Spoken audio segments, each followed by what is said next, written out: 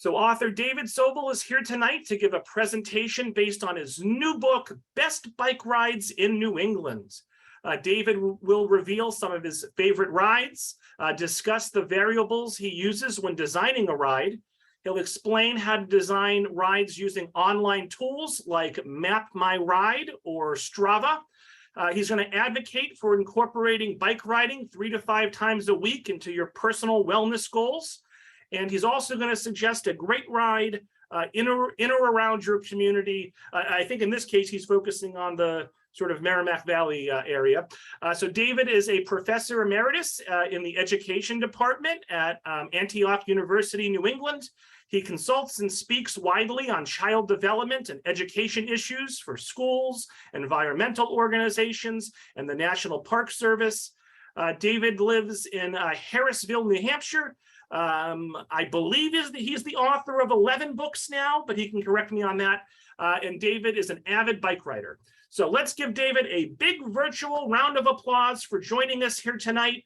And David, you can take it away. Thanks so much. Thanks, Robert. And hello to everybody out there in World Wide Web land. It's so interesting to be talking into the void.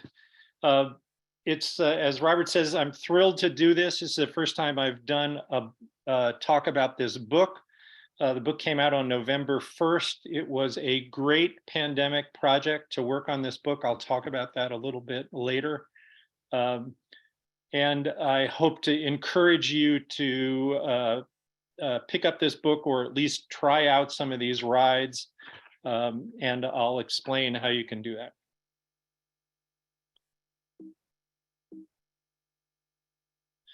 So first, to clarify, I didn't really want to call this book Best Bike Rides of New England. And the publishers insisted on it. And I kept saying, you know, I'm not really sure these are the best bike rides in New England. They are really great bike rides.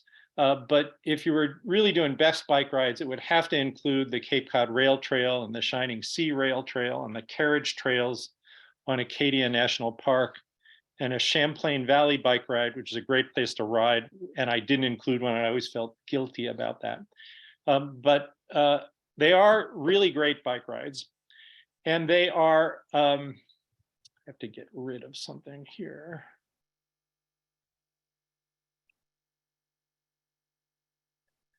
They are kind of lesser known bike rides that are mostly on back roads. So I was really trying to avoid well-known rides like the ones I just mentioned.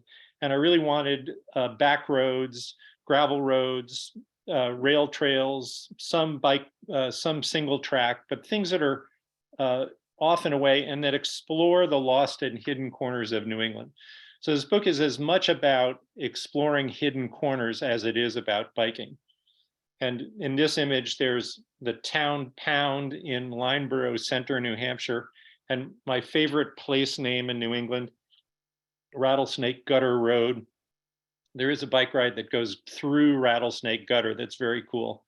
And then the lower right-hand corner is the Book Mill in Montague, Massachusetts. And it's the saying about the Book Mill is it's books you don't need in a place you can't find, which makes it appealing to me.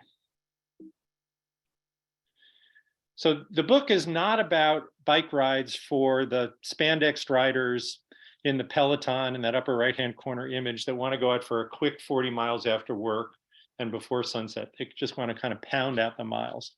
Instead, it's really for people that want to explore diverse landscapes and be surprised at the thing that they find around the next corner and going to a cool swimming hole afterwards. Each bike ride suggest a good swim spot and then go to a really interesting little unique spot for lunch or a late lunch or an early dinner.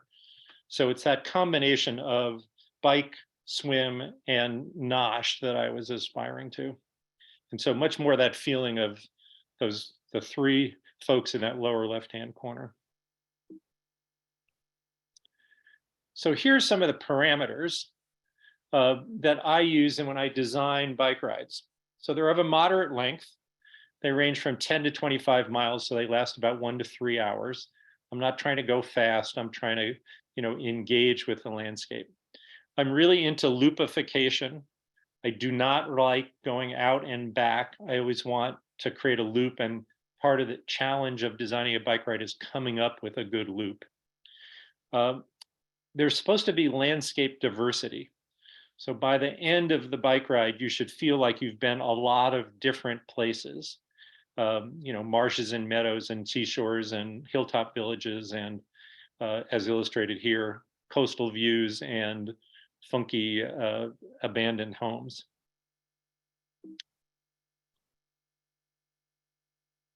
Some other 3 more variables: topography.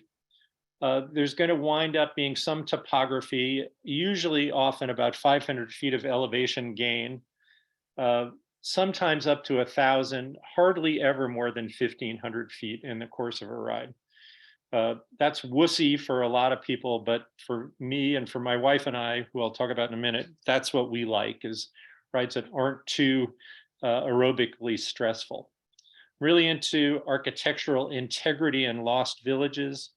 I want you to feel like when you go on these bike rides that you've pedaled back in time. That was really always what I'm looking for, is that moment when it feels like you've moved back into the 19th century, or if you're really lucky, into the 18th century. And as I mentioned before, I'm into the whole swim and dine options afterwards. This image of a swimming hole here is a great little swim spot in Franconia, New Hampshire, called Green Frog. That's part of a ride that starts in Franconia and goes up to Sugar Hill, New Hampshire.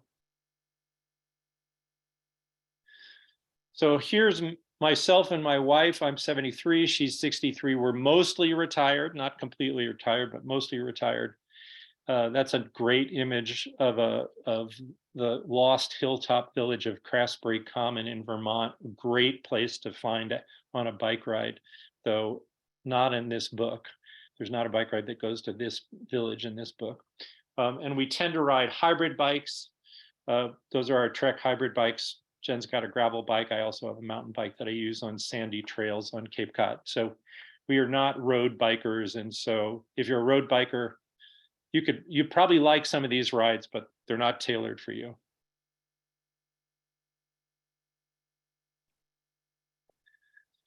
So over the last couple of decades, we've biked thousands of miles in lots of different places in New England and around the United States and in Canada. I like to show the diversity of kind of rides that I try and figure out. In New York City, we did a great bike ride one evening after having been on Governor's Island with my daughter. We kind of were riding up the Brooklyn Esplanade and watching the moon rising over New York City. It was great. And then we've done a lot of bike riding in Florida. The event that I was trying to illustrate here, it did actually happen, where we were on a trail where the alligators were across the trail and we had to move them off the trail. This was not the exact image. I found this image, but in the exact experience that I had, the trail was a lot narrower and the alligator was a lot longer. So the alligator stretched completely from one side of the trail to the other side of the trail.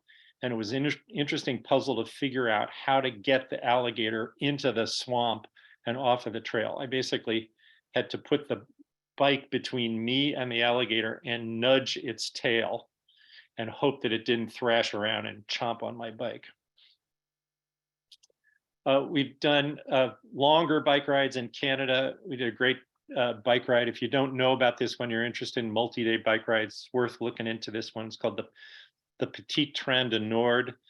It starts about 120 miles northwest of Montreal and then follows an old rail trail back towards Montreal. And there are great Airbnbs along the way to stop, and wonderful, and all the old depots have been converted into wonderful French cafes. So it's a great ride. And over the last couple of decades, I travel a lot for my work to do professional development for teachers and consulting. And so whenever I go get invited to a new city, I always figure out how to get a bike and do urban biking.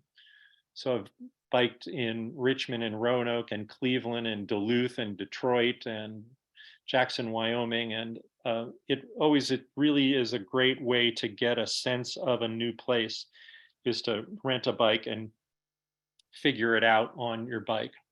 For about 5 years, had a regular thing I had to do in Santa Barbara, and boy, is that a great place to bike. Really fantastic bike culture in Santa Barbara, if you ever get a chance to go there.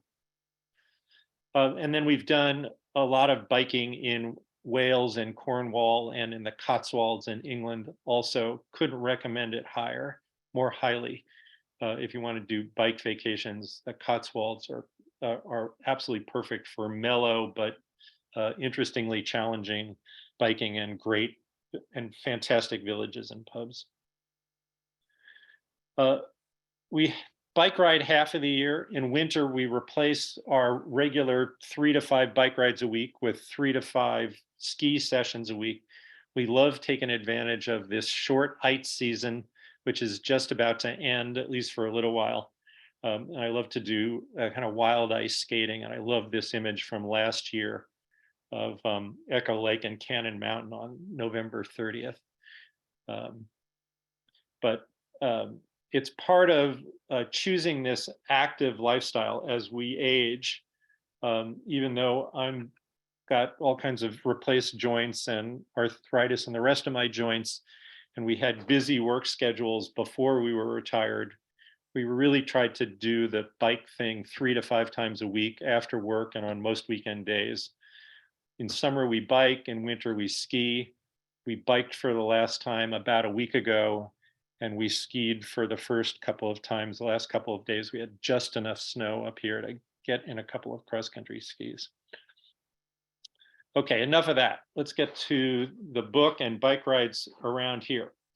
So I really wanted to write a backroads biking in the Monadnock region guide, but the publisher wasn't interested, wasn't a big enough market. And they said, no, well, we're interested, but we want you to write a New England bike guide. And so it was the pandemic. Biking is a great way to socially distance from other folks. And so we had been biking around New England, but we had to go off and rewrite a lot of these rides, and then take pictures and find new ones in places, because they had to be bike rides in all 6 states. So that was what we did a lot of last summer, was refine the rides in this book. So I'm going to share 3 rides with you to give you a sense of the feeling of the book and what we're aspiring to. And I chose ones that were kind of, within an hour or an hour and a half of Tewksbury, or at least in the Merrimack Valley area. So one's going to be up here in New Hampshire, one's going to be down in Concord, another one's going to be in the Pioneer Valley. So this one's around in my neighborhood. You'll actually see my house in the description of this ride. And it's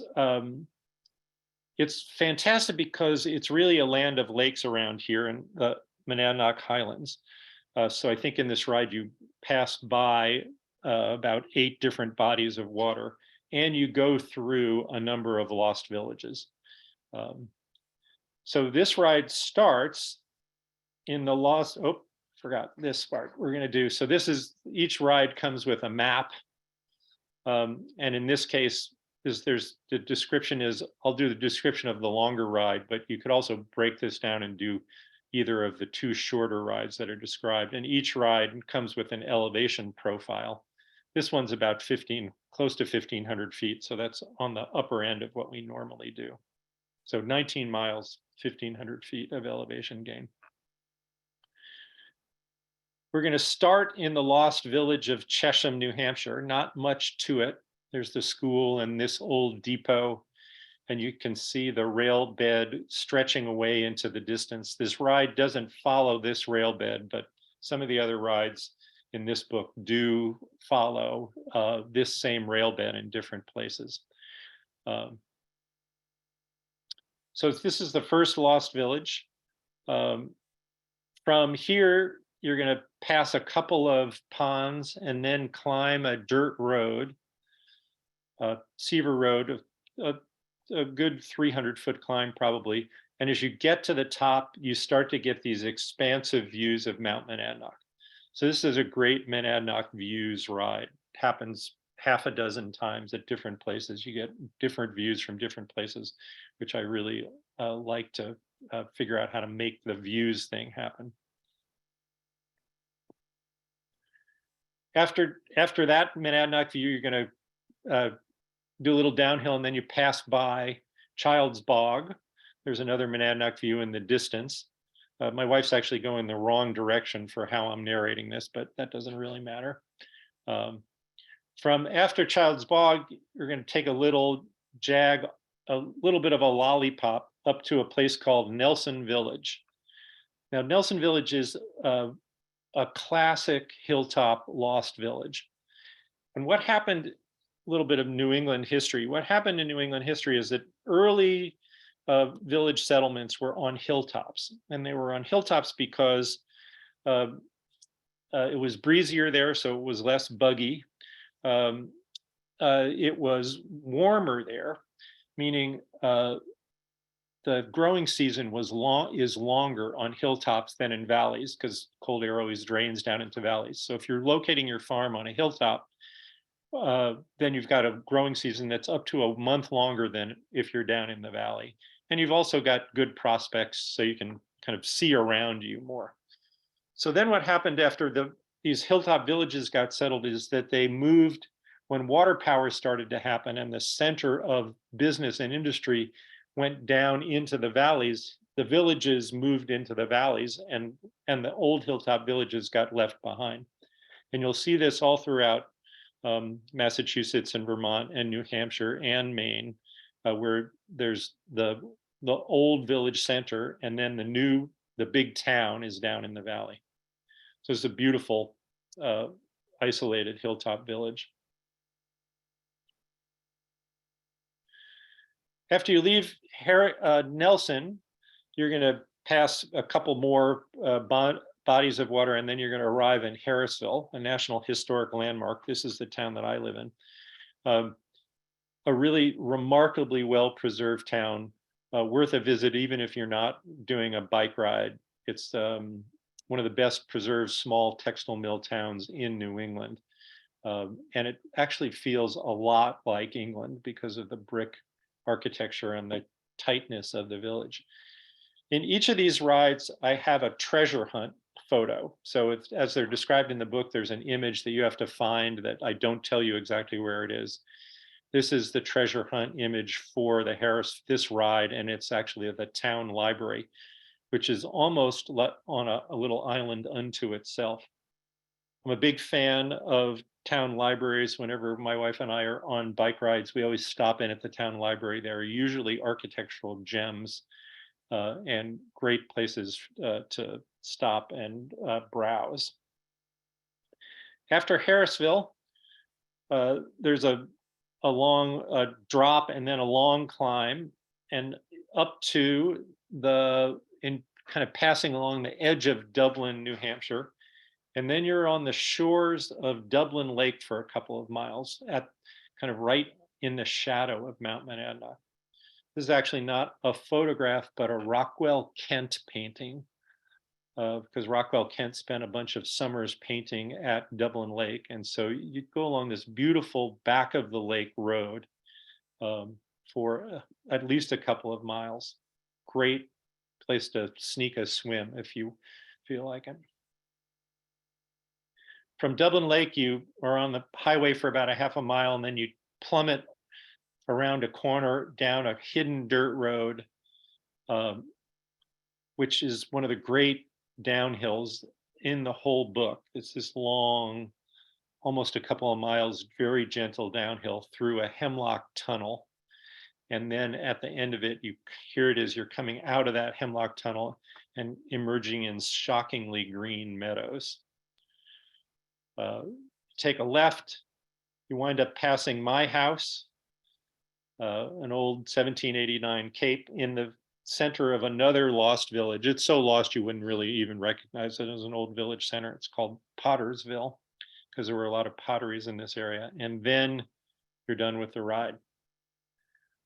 At the end of the ride or in the middle of the ride, I really recommend stopping at the Harrisville General Store. Harrisville General Store is part of the rebirth of the New England country store movement. This is a great thing that's happening all across northern New England, where the country store is becoming a community center and a kind of a gastro pub, to use a British term, or a gastro country store, where the food is unusually good. There's a similarly great one in Petersham, Massachusetts, and another one in Guilford, Vermont. But this is a great destination lunch spot. Again, worth stopping here, even if you're not on a bike ride. Okay, for change of pace, we're going to go to the Concord, Bedford, Lexington area. Probably some of you are going to know parts of this ride. I suspect you're not going to know all of this ride. I was thrilled when I figured this ride out, because it connects together an odd connection of 3 different bike trails. And it gives you a backroads feel, even though you are in the metro Boston area, right in the center of or the dense suburbs. Not a lot of elevation gain, 16 miles, great ride. So you're going to start in Concord over there on the left. You're going to take the Reformatory Branch Trail over to Bedford. Then you jump on the Minuteman Commuter Bikeway down to Lexington. You're on a main road in Lexington for a little while, and then you take the Battle Road Trail through Minuteman National Historic Park back to Concord. I love the fact that you circumnavigate Hanscom Air Force Base on this ride, and you never have any sense that it's actually there. So this ride starts kind of discreetly across from this upscale little shopping center called Millbrook Terry in Concord, north of Concord by about a half a mile or so. And across the road, there's this little kiosk and a little narrow trail that heads into the woods. And it's looks not very promising. And it's the beginning of the Reformatory Branch Trail, which is an abandoned rail trail. There's a lot of consternation in Concord right now. There's a move to make this Reformatory Branch Trail more like the Minuteman commuter trail. So stop it from being a nice little closed and hidden away dirt bike trail and make it into a paved trail. And so there's people trying to preserve it the way it is, which I would advocate for. For the first couple of miles, you go along the edge of the Great Meadows National Wildlife Refuge. It's beautiful. It's just shockingly expansive and beautiful and quiet. You're in the middle of Concord and you don't have any sense of that.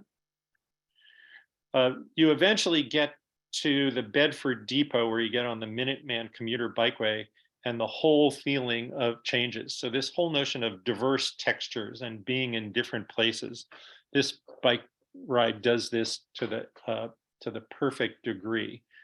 And it's so kind of germane, it's so kind of hip and cosmopolitan at the Bedford Depot that there are even public sunscreen dispensers there for all you bikers and walkers. So you take the Minuteman Commuter Bikeway for about 4 miles. Oh, nope. First, there's you got to look at this beautiful old Boston and Maine train that sits there in the Bedford Depot. You go to Lexington, and then you wind up at Lexington Green. And it's hard to resist being moved when you arrive at Lexington Green, the site of the first shots in the Revolutionary War. And so this is the treasure hunt image. You have to find this memorial stone that where Captain John Parker said, "Stand your ground, don't fire unless fired upon, but if they mean to have a war, let it begin here." Of course, that's where the first shots were fired. From Lexington, you can browse around in downtown Lexington if you want to. You're on Mass Ave for a little while, go up and over the one hill on the ride. And then you get on the Battle Trail. And if you haven't been on the Battle Trail through Minuteman National Historic Park, you owe it to yourself to do it, whether you're on bike or on foot. It's fantastic, and it really does accomplish that time travel experience. So that even though you're, less than a quarter of a mile away from busy roads, it feels like 250 years ago, and it looks like it might have looked 250 years ago. So it's a great bike experience, and if you haven't been to the visitor center for Minuteman National Historical Park, it's a great little stop as well. There's nicely well preserved 18th century homes along the way. The trail has all kinds of interesting textures to it. There are lots of these boardwalks. You're supposed to walk your bikes, but it's really hard to resist doing that, as you can see here. You get to the end of the bike trail, and then you're on kind of main roads back into Concord. You pass the Alcott's home. It's kind of rich with history. And then you're at the end of that ride. Okay, and I'm going to do one more of these. This one's starts in Turners Falls, Massachusetts. I suspect it's one of these lost small cities that you probably haven't been to. I've often felt like I'd love to buy all of downtown Turners Falls and rent it out for movie sets for 1950s movies, because it's really a kind of frozen in time kind of place. So it's going to start in Turners Falls and then head down towards Deerfield, Massachusetts. And it goes through 4 very different worlds. So you've got this 19th century industrial small city of Turners Falls. Then there's an upland orchard world over there on the other side of 91. Then you cross underneath 91 and you're in this alluvial soil farm world. Then you pop up into the 18th century village of Old Deerfield, which is again a time travel experience, and then back up into Turners Falls.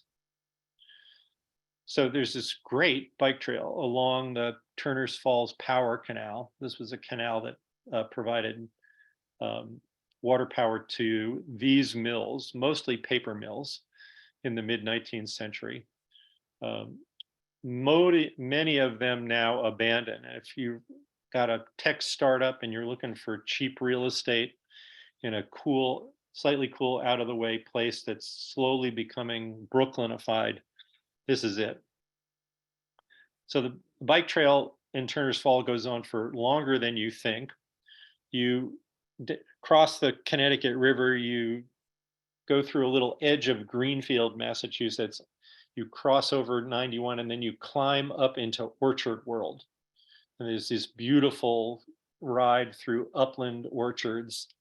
Hard to resist the apples that are growing right there by the side of the road. And then the Clarkdale farm stand, orchard stand is a great midpoint to stop and get an apple or a pear or cider or something like that. You descend from the orchard world, you cross over the Deerfield River. This ride kind of crosses the Connecticut, the Green, and the Deerfield rivers many times.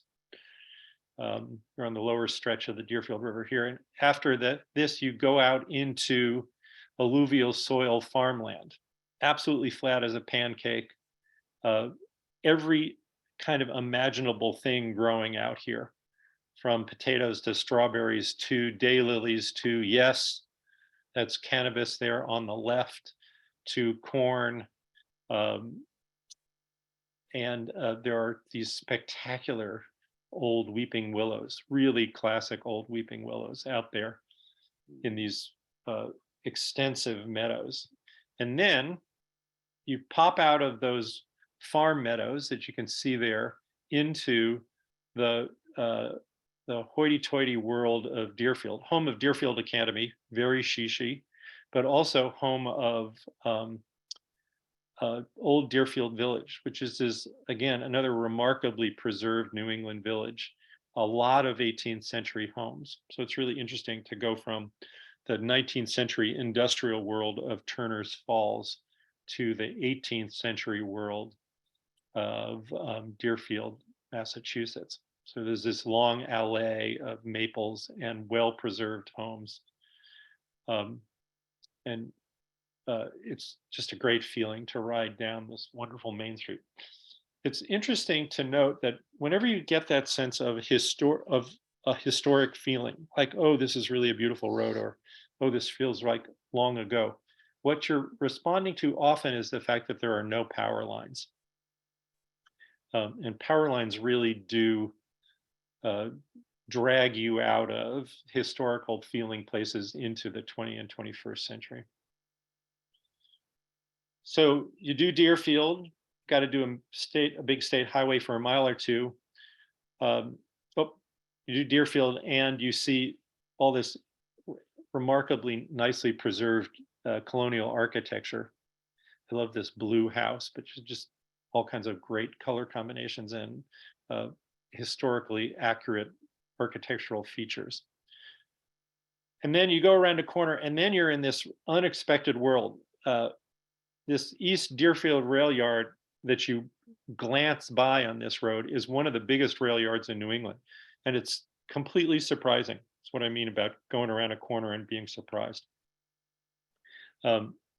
So giant rail yard, cross back over the Connecticut River on this dedicated pedestrian and bike bridge, back into Turner's Falls. And then in terms of food recommendations, just north of Turner's Falls is one of our favorite lost restaurants in the lost village of Gill, Massachusetts. So the Gill Tavern, again, great field trip destination, whether you're on your bike or not, to find this little restaurant, which is just superb, and it's got an open kitchen. You'll love it. Okay, last piece. When I design bike rides, this is how I do it. So this is the homepage for a website called Map My Ride. You can also map your run or map your walk. If you know how to do this, this part's going to be boring. If you don't, go explore this. It's a really great resource. Strava is another one. I just don't use Strava as much as I use Map My Ride. So on Map My Ride, you go and you search for a location, and it brings you to where you want to go. So I put in Tewksbury Public Library. I thought about trying to start a ride from here, but I couldn't quite figure it out. So I decided to start a ride that used a nearby bike trail. So this is the ride that I designed. So it starts in Chelmsford, kind of southern part of Lowell, down here where there's a designated parking lot for what is it? It's the Bruce Freeman Trail. That's right, the Bruce Freeman Trail. So what I'm trying to do here is take a couple of bike trails as fixed points. So I want to use the Bruce Freeman Trail as for one part of this ride. And then I want to use these trails along the Merrimack on the north side of Lowell as another fixed point. So my idea was, okay, I've got these two fixed sections of ride that I want to connect together because I think they're going to be interesting. So I'm going to use a section of the Bruce Freeman Trail. I often use rail trails as the spine for rides. Go out on a rail trail for part of the ride, figure out how to loop back around to get back to the beginning by not going back the same way. So here, this is the section of the Bruce Freeman Trail, about 2 miles starting in South Lowell. And then the other section I'm trying to get is this section that I think is all bikeable. Don't know this for sure yet because I haven't done this, but there's this Vandenberg Esplanade right in here. Then there's the Lowell Heritage State Park Riverfront all along here. And then there's the Northern Canal River Walk all through here, goes through University of Lowell, winds around through some of the old textile mill buildings, past the boot mills, around to Jack Kerouac Park over here. So I've established those two things, and then I'm trying to, and if you're interested in this bike loop, I'll provide this to Robert so you can get this digitally if you want to try it out at some point. And then the crux is to how to figure out how to connect these two together. So, oh, that's right. First of all, part of what I'm trying to do along the Northern Riverwalk is to, engage in Lowell National Historic Park and the old preserved textile mills. So this is one of the views of the boot mills. So from the Bruce Freeman Trail up to the Merrimack River trails, I looked for neighborhoods, and you can do this on Map My Ride. You can also do it on Google Maps. You take the little yellow man that's down there in the corner and you place them down on a road and you can get the road view. And so I used him to find roads that are untrafficked to get me from the Bruce Freeman Trail up to the Merrimack River Trail. Same thing, to get from Lowell back to the Bruce Freeman Trail parking lot, I looked for city streets in Lowell that tended to look untrafficky, at least when I put the little yellow guy down on the map and got the street view. So this looks like a suitable biking route to me in a dense urban area. Again, if anybody wants to road test this ride at some point, let me know. Until you actually go and ground truth these things, you don't know if it's a good ride or a great ride or a pretty good ride. But this is how I go about things when I'm going to a new place, is I always figure it out ahead of time using these tools. One of the great features of Map My Ride is the elevation profile, so you can figure out how much work the ride is going to be. The only hard part on this ride, this Chelmsford Lowell ride, is this climb right here between about mile 2 and mile 3, which is about 150 feet. Not that much work. And then the rest of the ride is kind of easily up and downy. So a total elevation gain of 400 feet over 13 miles is not really very much. So this is a mellow ride in mostly urban and suburban landscapes. So to summarize, from the lakes and hills of Vermont's Northeast Kingdom is an image from one of my favorite rides in the book. My wife and I did this ride last summer. And she said, hands down, best ride of the summer. So if you're into a destination ride, go to Greensboro, Vermont, and do this ride in the Northeast Kingdom. So from the Northeast Kingdom to cool sunsets on Cape Cod, there's a really good hidden backroads ride on Cape Cod in the book, separate from the Cape Cod Rail Trail. There are lots of New England corners waiting to be discovered, and I hope you get to go find them on your bike next spring and summer. And that's it. I'm done.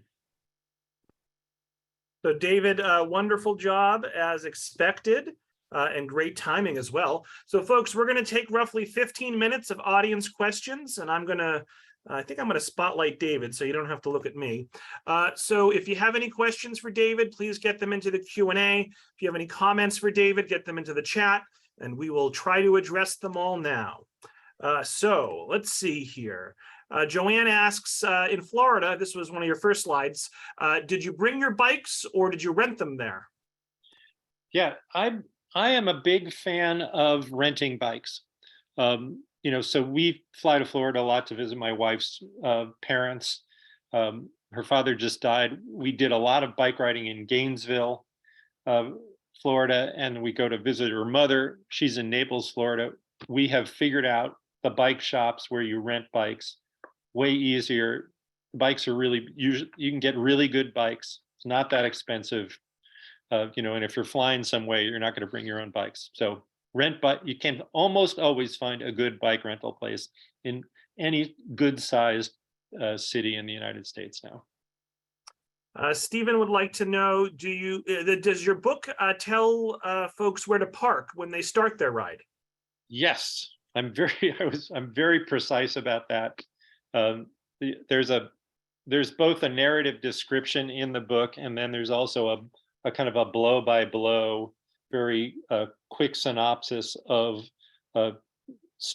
park here, head north, go a quarter of a mile, turn right on this road. So there's a very clear set of directions, um, and there's very clear parking directions for each ride. And I'm pretty sure they're all really legit parking spaces. David asks, hybrid versus gravel. What drives your choice for a ride? Yeah, I'm not sure there's that much difference. I think hybrid's an older term and gravel is a newer term, though gravel bikes sometimes have turn down handlebars, which I don't really like. So I want a bike with straight handlebars. I like the slightly more upright position. I feel like I have more control. We wind up in our rides on gravel roads a lot, and sometimes, single track. So a hybrid bike is a little bit more towards the mountain bike end of the continuum and the gravel bike is more towards the road bike end of the continuum. So that's why I like a hybrid bike, though that term is less used these days. I'm going to combine some questions. Susan asks, are you leading any of these rides for small groups? And Elizabeth asks, awesome presentation, thank you. Do you ever do meetups for any of these bike rides? I haven't done that yet, though I'm thinking of doing it. I'm probably going to do it this fall through an organization called the Harris Center, which is a conservation education organization in the Monadnock region. But other than that, no. If you have a group of people that wants to do one of these rides and hire me to come along for not very much money and guide you along on it, I'd be happy to do it. But I haven't tried to do that yet myself, but I'd love to. Linda asks, do you ever reach out to local bike clubs for good routes when you are creating a new ride? It's an interesting question. No, because I'm trying to do a very specific thing. And I find that though there is a bike group in the Monadnock region that I've been finding is doing rides that are similarly as interesting as the ones that I want to do. So maybe I should be doing that more. And that's certainly a good source for it. And Map My Ride has, you can go on Map My Ride and find gazillions of suggested rides. But I'm really trying for a very specific thing that has this kind of historical lost places feel to it, which is not what a lot of bikers want. And I'm not looking to do mountain biking, right? Because that's beyond my skill level at my age. So it's a specific genre that I feel like I know what I want, and so I tend to just figure it out myself. Yvonne asks, do you do any indoor biking in the winter, for example, with a trainer or something called Zwift? Yeah, I just had a knee replacement about 5.5 weeks ago. So yes, I've been doing a lot of indoor biking on a recumbent bike that I borrowed from a friend of mine. I'm endlessly debating whether to get a Peloton or not. It feels like the height of consumer luxury to me. It really is seductive. I kind of want to do it. I kind of also like having the discipline of cross-country skiing more in the winter time. So if I had an indoor bike, I'd say, oh, I'm just going to get on the bike rather than make myself ski. But it's a dilemma. So there's definitely the appeal of the indoor bike, and especially a Peloton or a Nordic track. And I do have to confess that I'm probably going to submit to the electric bike thing sometime in the next year or two. Alice wants to know how many trails is covered in your book? There are 30 bike rides. Mhm. though there's at least 6 or 8 of them that you can break into 2 shorter bike rides. Right. So, and then there's some other suggestions for other rides. So probably altogether, there's 30 described, but you could probably get 40 out of it. An anonymous attendee asks, what town is your recommended Cape Cod ride in? Oh, the rides that I like, I do a lot of stuff in Wellfleet and Truro and Eastham because of all the sand roads, the fire roads, the single track. There's just, it's, you know, it's my kind of mountain biking because it's relatively easy um, and twisty, but not rocky and rooty. So uh, I my hope is that this publisher that published this book uh, is gonna let me do a best bike rides of Cape Cod bike ride. Um, but that's what I would do. Is it's all around Eastham, Wellfleet, and Truro is where I think the really interesting biking is. So David, I was going to save this question until the end, but about 10 people have asked it, so let's get it out of the way. Heather and many others would like to know, how do they buy your book? Yeah, it's easy. If you search for the title of the book, um, it'll 15 different book distributors will pop up. So it's easily available on Amazon. I try not to get stuff from Amazon. I always encourage people to buy books from the publisher. In this case, it's Countryman, but it's easy to find it any place online. And if you want to, go to your local bookstore and say, "Hey, I heard about this great book. You should stock it." That would be great. An anonymous attendee asks, can you speak about why you were considering an electric bike? I, you know, this, I'm really embarrassed about this electric bike thing because it feels like, caving in. Um, but I was on one of my trips, one of my recent trips, I was in Duluth, Minnesota, and I borrowed an electric bike, and um, I got to go places that I would never have gone without it. And so that's really what's seductive about it. I came away feeling it was like they're sinfully seductive. Um, so the fact that, I tend to 15 to 20 miles is a long bike ride for me. But on an electric bike, you can it's easy to do a 30 or 40-mile bike ride um, uh, and have poked around in many more places, and you can just do kind of more interesting stuff. So that's why I'm tempted by the whole electric bike thing. An anonymous attendee asks, what are your favorite rail trails in New England? Well, there's 2 rail trails that I just use a lot, which intersect in Keene, New Hampshire. So there's the Ashwellet Rail Trail and the Cheshire Rail Trail. So those I use a lot. Um, I I often do that rail trail, the Nashua River Rail Trail from Ayer up to Pepperell or up to Hollis, New Hampshire. I've done a bunch of interesting loops that use that rail trail a bunch.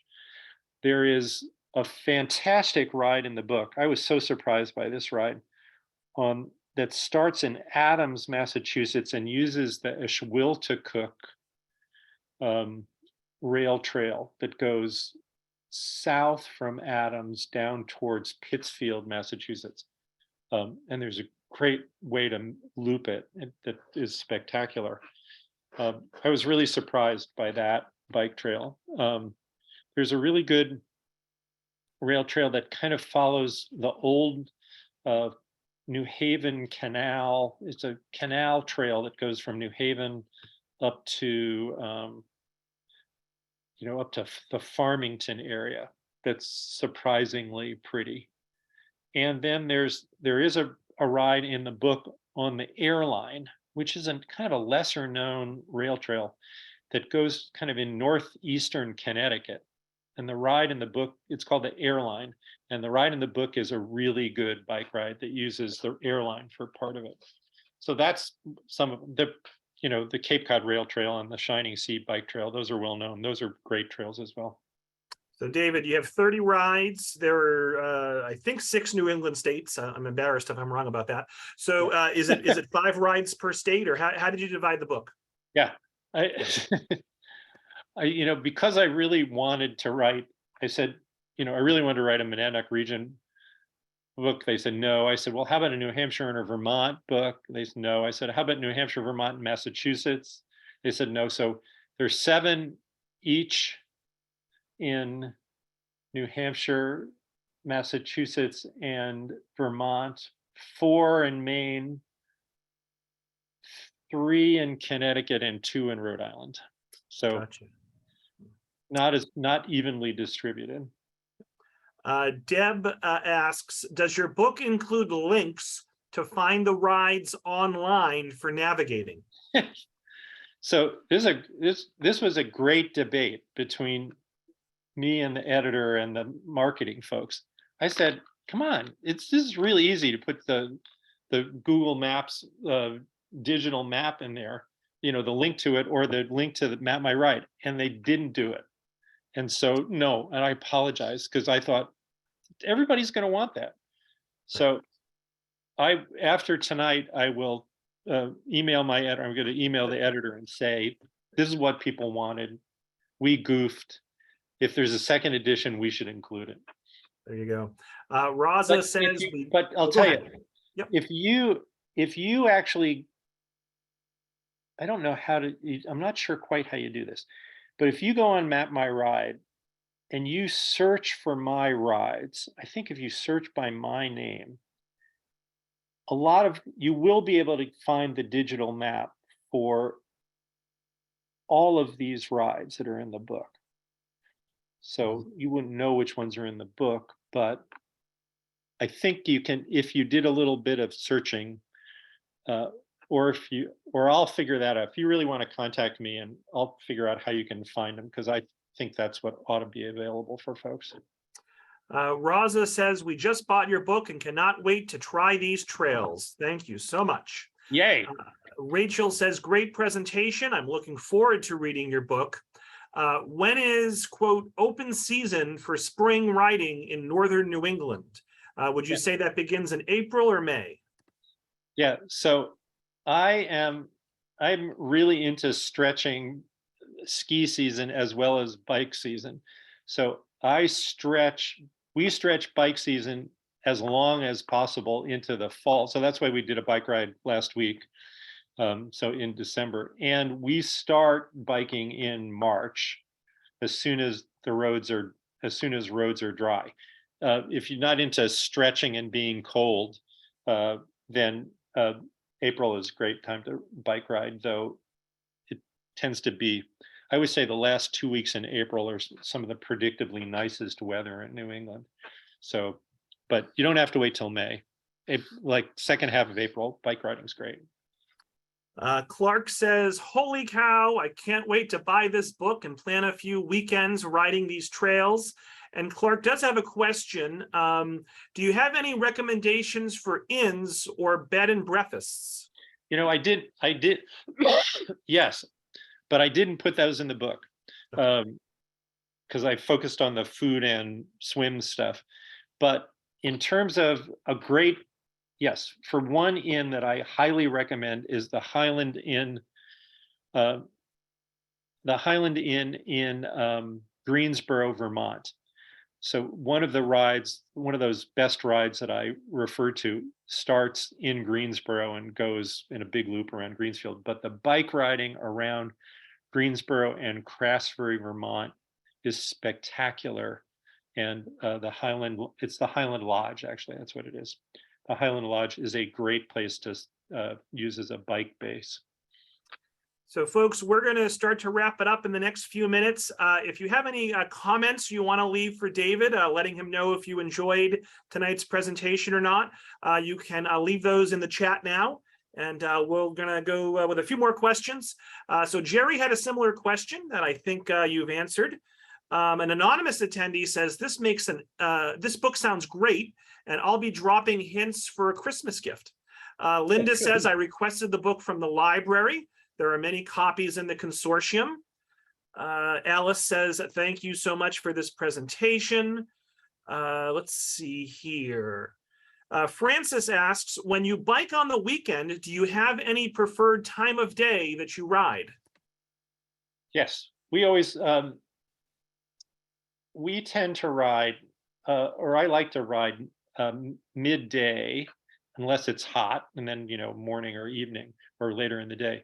But we always like to do the midday, 11 to 1, and then you get the swim in, and then you have a late lunch at around 2. That's kind of how we design a lot of our day outings. There's a place that I always like, those Nashua River bike trail rides, because there's a little Italian deli in Groton, Massachusetts called Philho's that I love to organize rides around. So midday, so you can swim and bike and have late lunch afterwards. Beverly is all about the e-bike, says, don't hesitate, get it, you're right. It really expands where you're willing to go, and you can get plenty of exercise depending on how you choose to use it. Question, what items do you routinely take with you on each of your rides? Yeah, not a lot. Water bottles, a bike shell.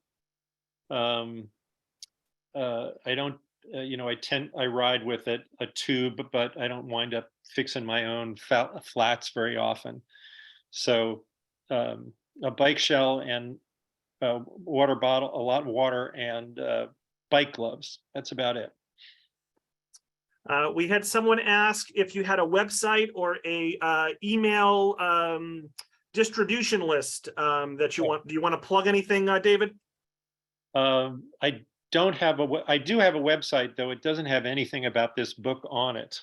Yeah. So my website is davidsobelauthor.com, and I think this is a good reminder, because I need to get this book on that website, but it's mostly about all my other books, which are about kids and nature. And I haven't got a listserv or anything like that at this point, but good suggestion. Several people actually asked, do you mention any local craft breweries in your book? Yes, that's another book that I would love to write, because we do orient a lot. We have started to orient rides around craft breweries. And I'm trying to think. Yes, there are often craft breweries. Yes, there is a fantastic craft brewery with a fantastic ride that starts in Northfield, Massachusetts. And the brewery is the 4-star brewery in Northfield. This is a good destination, whether you're on a bike or just driving. This is a beautiful brewery with great beer, and the bike rides in the whole Connecticut River Valley up and down, starting Northfield, are really good. So yes, there's a handful of these rides have craft breweries mentioned as part of the descriptions. I have to ask this question. Does your book include bathroom stops along the routes? No, it does not. Another reason to visit your public libraries while you're out on your bike ride. Yes, exactly. Public libraries are great, just for as bathroom access. We have done that often. Rebecca notes that Porter Square Books, which is a bookstore that Tewksbury often partners with, they have the book in stock, which is wonderful. Good. Yeah. Well, I think we'll leave it there, David. David, there's about 50 or so wonderful comments in the chat. I'll save the chat and email that to you. Right. And we had, at one point, at the highest point, we had about 200 people with us. So wonderful turnout. Do you have any last words for the audience before we wrap it up? No, but I will send Robert the digital link to the Chelmsford Lowell ride that I designed, in case anybody wants to try it out. I'll give him he's already got my email address. It's fine for you to post my email address.